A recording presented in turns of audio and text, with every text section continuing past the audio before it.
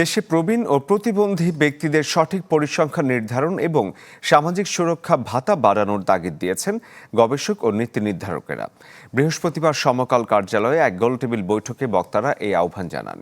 প্রবীণ জনগোষ্ঠী ও প্রতিবন্ধী ব্যক্তিদের জন্য সামাজিক সুরক্ষা শিরোনামে এই যৌথ গোলটেবিল বৈঠকের আয়োজন করে সমকাল ও কারিতাস বাংলাদেশ।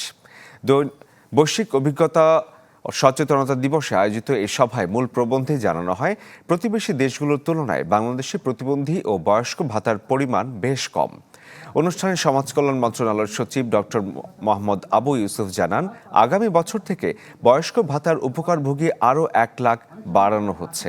পাশাপাশি সাভারে প্রতিবন্ধীদের জন্য আধুনিক স্টেডিয়াম নির্মাণ এবং 20 কোটি টাকার হুইল চেয়ার বরাদ্দের কথাও জানান তিনি। আপনারা যারা অনেক 3 মাস হয়ে গেছে এখনো পাইনি, তার মানে